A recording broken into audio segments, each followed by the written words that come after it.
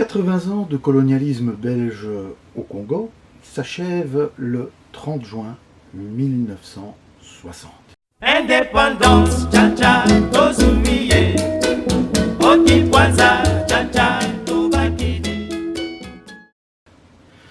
Voilà, le Congo était indépendant. Mais à peine 15 jours plus tard, Moïse Tshombe déclare la sécession du Katanga. L'indépendance du Katanga, si vous préférez. On prétend, est-ce que c'est les mauvaises langues, que derrière cette indépendance du Katanga se trouve en réalité une entreprise belge, l'Union minière du Haut-Katanga. Il semblerait qu'ils désirent poursuivre leurs activités comme pratiquement du temps de la colonisation belge. Et pour ce faire, il leur faut un homme qui partage les mêmes vues qu'eux. Cet homme, ils l'ont, c'est Moïse Tshombe.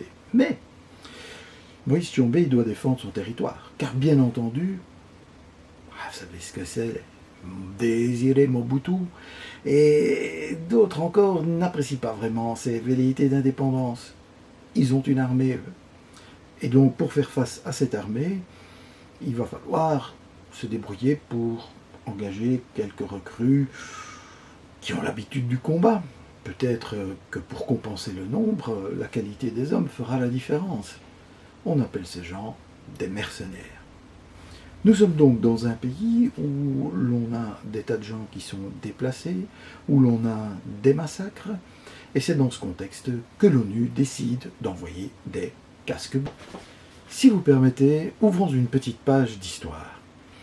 Il y a toujours eu des mercenaires au Katanga. Ce n'est pas une création des Blancs, soyons clairs.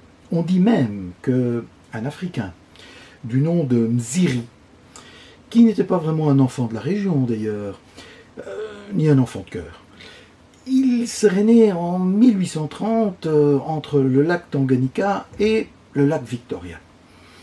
Il était l'un des fils d'un chef de la tribu des Nyamwezi.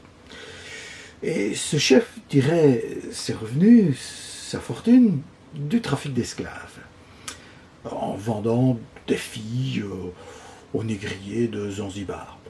Un commerce qui à l'époque était relativement courant et dont les Blancs n'avaient pas l'apanage, même s'ils ont pratiqué cela de façon assez industrielle, reconnaissons-le.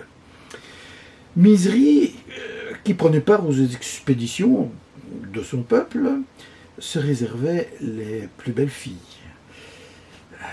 Vous connaissez le dicton, charité bien ordonnée commence par soi-même.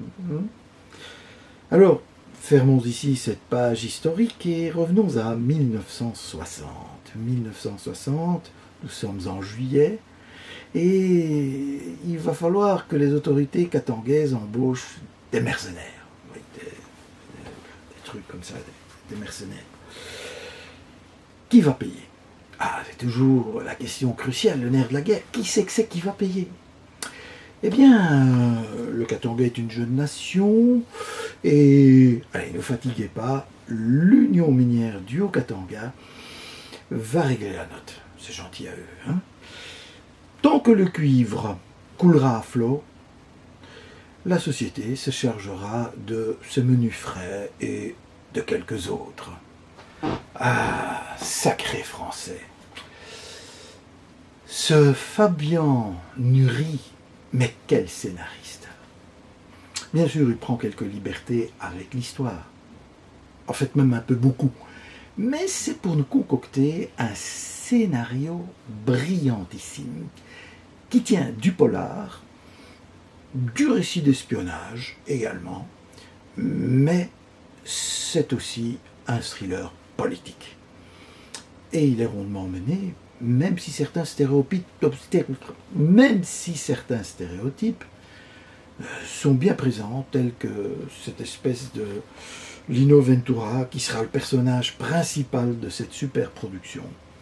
Les autres principaux affreux sont bien typés et ont des caractères très différents. Certains plus sympas que d'autres, enfin plus sympas, moins antipathiques. Dans le lot, il y a même un ancien SS qui a fait l'Indochine.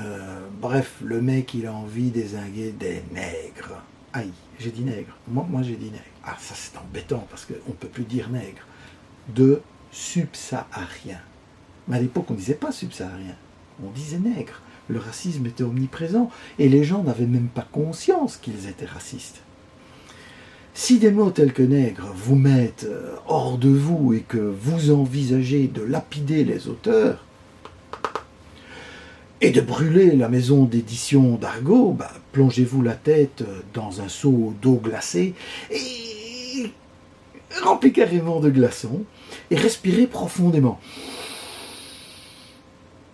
Pas quand vous avez la tête dans le seau, hein, quand même, faut pas exagérer. N'oubliez pas le contexte de l'histoire. On n'est pas à l'époque de Black Lives Matter.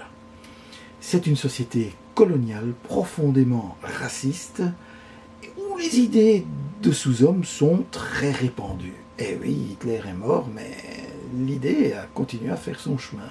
Les dessins de Sylvain Vallée sont légèrement caricaturaux, mais conviennent si bien à cette histoire que je les applaudis des mains et des pieds. Je ne vous recommande pas la lecture de ce premier tome. Non, je ne vous recommande pas la lecture de Diamant. Si vous n'êtes pas en possession du coffret de l'intégrale. Car vous allez souffrir si vous ne disposez pas directement de la suite.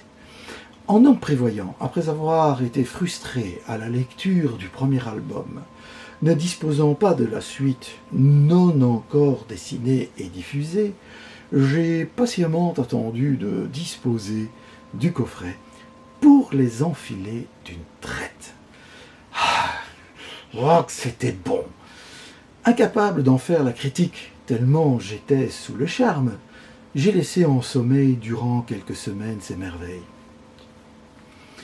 J'ai repris le coffret pour me délecter, une fois encore, de ce bijou.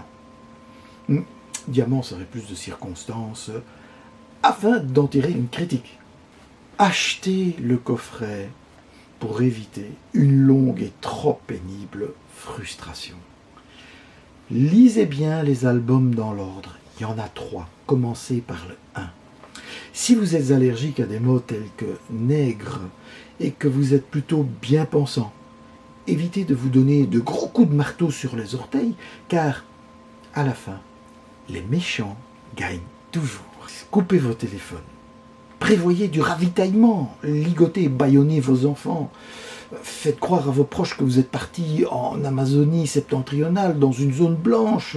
Barricadez-vous chez vous, volets fermés.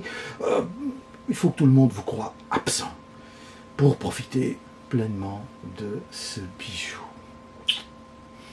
Pardon, de ces diamants. Enfermez-vous chez vous pour profiter pleinement de ces bijoux si finement taillés sous la plume brute de Fabien Nury et le dessin étincelant de Sylvain Vallée.